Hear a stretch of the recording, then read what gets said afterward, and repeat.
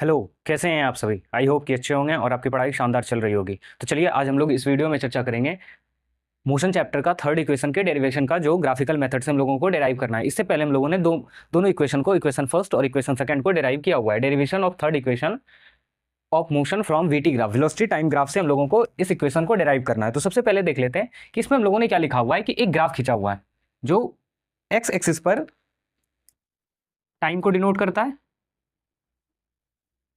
X axis पर time को denote करता है और वाई एक्सिस पर वेलोसिटी को डिनोट करता है। तो यहां हम लोग लिख लेते हैं कि now this point is origin, this is O. इस पॉइंट को हम लोग यू कंसिडर कर लेते हैं, इसको वी, और ये यहां हो जाएगा टी। अभी हम लोग समझेंगे ऐसा हम लोगों ने क्यों किया। इस पॉइंट का नाम दे देते हैं A, this point is B, this is C and this point is D. यहां हम लोगों ने लिखा हुआ है let the distance S, distance को हमने कितना कंसिडर किया है, S, be the travelled during the time T and its velocity changes from U to V. अब एक ऑब्जेक्ट चलना शुरू करता है, इसकी वेलोसिटी, इनिशियल वेलोसिटी u होती है, u से ये ऑब्जेक्ट v वेलोसिटी पर पहुंचता है। उसके बाद इसे जो टाइम लगता है वो टाइम t लगता है इसे ट्रैवल करने में। तो अब यहाँ हम लोगों को फाइंड आउट करना है कि इसने कितना डिस्टेंस ट्रैवल किया, क्योंकि डिस्टेंस s है। यहाँ हम लोगों को ये क्योंकि थर्ड इक्वेशन के बारे में हम लोगों ने पढ़ा हुआ था, क्या होता है डिस्टेंस, पोजिशन, पोजिशन और टाइम रिलेशन। थर्ड इक्वेशन जो है वो क्या है, डिस्टेंस टाइम रिलेशन या पोजीशन टाइम रिलेशन कह सकते हैं हम लोग। तो यहाँ एस, एस क्या है, डिस्टेंस, इक्वल्स क्या हो जाएगा, ग्राफ, ग्राफ नहीं, area under, area under VT graph.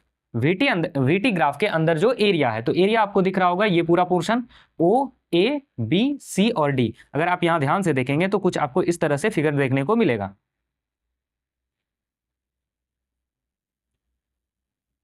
ए बी सी, यहाँ डी और ये आपका ओ। तो ये आपको ट्रेपीजियम की तरह नजर आ रहा होगा। तो अब यहां अगर हम लोग बात करें लें तो area of, area under VT graph कितना है, area of trapezium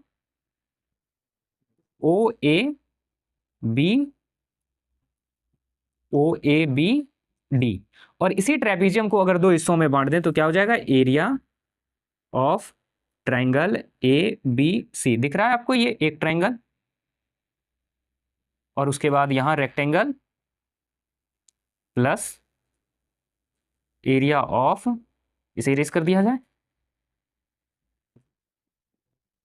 rectangle O A C D. कोई दिक्कत? तो चलिए अब यहां अगर हम लोग बात करें तो एरिया ऑफ ट्रायंगल क्या होता है, base into height, 1/2 into base कितना है ए सी, और हाइट कितनी हो जाएगी सी बी। कोई दिक्कत यहां तक में? Area of rectangle length into breadth, length कितना है ए सी इंटू विड्थ सी डी। अब जब आगे हम लोग बढ़ेंगे तो यहां इसके सबके सामने एस लिख देते हैं, एस इक्वल 1/2।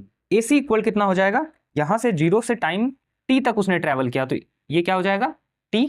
यहां तक में कोई परेशानी नहीं? तो चलिए इसको लिख लेते हैं, S equal to A C T. और उसके बाद सी बी की अगर बात करें तो इस पॉइंट से लेकर इस पॉइंट तक, यहाँ 0 से लेकर वी पॉइंट तक, तो टोटल वेलोसिटी उसकी कितनी है वी, और उसमें से माइनस कर देंगे सी डी को, और सी डी कितना हो जाएगा यू। उसके बाद जो यहाँ आगे बढ़ेंगे हम लोग, ए सी को अभी हमने लिखा था, A C equal T into C D, C D ये कितने के बराबर हो जाएगा यू के इक्वल। चलो S equal 1/2 we T minus 1/2 U T, और फिर इधर अगर चले आएंगे तो प्लस यू टी। अब यहां आप ध्यान से देखो, half you T plus 1 U T, एक में अगर आधे को घटा दिया जाए तो कितना आ जाएगा, हाफ बच जाएगा। 1/2 we T plus 1/2 U T. यहां तक में आपको कोई परेशानी आई होप कि नहीं होगी।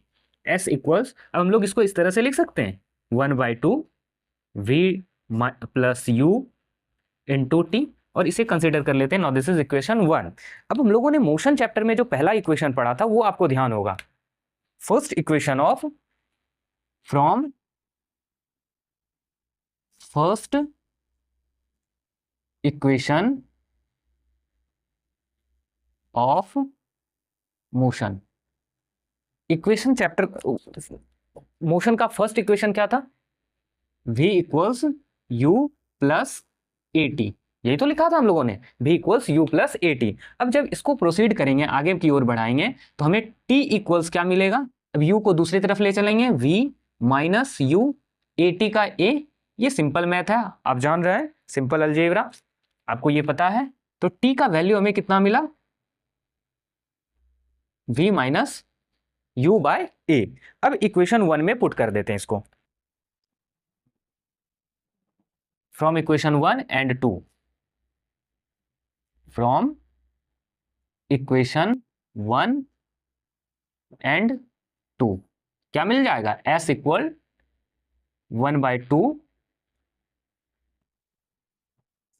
v plus u v minus u by a। इस वैल्यू को हमने यहां पुट किया और t के प्लेस पर ये जो t है, t का वैल्यू हमने रख दिया है। यहां तक में कोई परेशानी नहीं होगी आपको। 1/2, और बड़े ध्यान से आप लिखते चलो, देखते चलो, आपको सारी चीजें क्लियर हो जाएगी। अगर इस a को यहाँ इसके नीचे कुछ नहीं डिनोमिनेटर में तो 1 है, अगर इस तीनों को एक साथ मल्टीप्लाई कर दें तो क्या आ जाएगा? 2a, उसके बाद v स्क्वायर। अब यहाँ ध्यान से आप अगर देखो तो आपको ये दिखेगा a plus B to a minus B. ये आपने फॉर्मूला पढ़ा हुआ है, a plus B into A minus B. इसका फॉर्मूला क्या होता है? A square minus B square. Math के गुरुजी ने तो जरूरी पढ़ाया है आपको। v माइनस, यहाँ हम लोगों को क्या लिखना है? v square minus U square. यहाँ तक में कोई दिक्कत?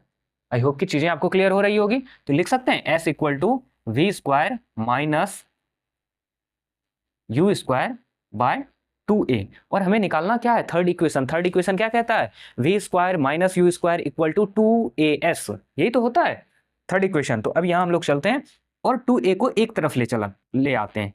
We square minus U square equals 2as। इस टर्म को हम लोगों ने केवल यहाँ लिखा है। अब आप ध्यान से अगर देखो तो आपको ये फॉर्मूला ध्यान में आ रहा होगा कि जब हम लोगों ने इक्वेशन को डेराइव करना शुरू किया था, तो पहला इक्वेशन जिस लेक्चर में हम लोगों ने डेराइव किया है फर्स्ट वीडियो में, वहां हम लोगों ने चर्चा किया हुआ था तीनों ही इक्वेशन का। फर्स्ट इक्वेशन क्या था? v equals u plus A T. Second equation क्या था?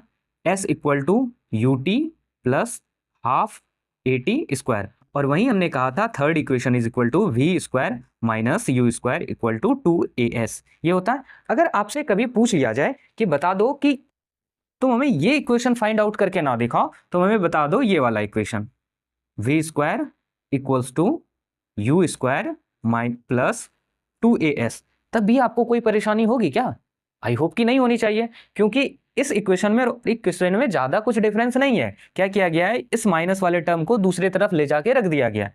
और अगर वहीं आपसे और एक बात पूछ लिया जाए कि ना ये भी तुम डेराइव करके ना बताओ, हमें बता दो इनिशियल वेलोसिटी के टर्म में, तो आप क्या लिखेंगे? आई होप कि यहां तक में तो आपको कोई परेशानी नहीं होगी, क्योंकि यहां तक में ऐसा कुछ है नहीं जो आपको समझ में ना आया हो। तो चीजें यहां तक क्लियर हो गई होगी आपकी, ये चीजें क्लियर हो गई होगी। इसमें अब हम लोग एक दो बातें एडिशनल है जिसे हम जान लेते हैं। जैसे कि यू को जो हम लोग मेजर करते हैं, यू को मेजर करने का क्या यूनिट होता है? Unit of you, you means initial velocity. इसको मीटर पर सेकेंड में मेजर कर लेते हैं, या फिर सेंटीमीटर पर सेकेंड में, या फिर किलोमीटर पर आवर में। यू का भी यही यूनिट होता है, वी का भी होता है, वी एंड यू। इस दोनों की बात करें तो सिमिलर। उसके बाद एस की यूनिट की बात करें तो एस को किस में मेजर करते हैं? मीटर में, या सेंटीमीटर में, या किलोमीटर में।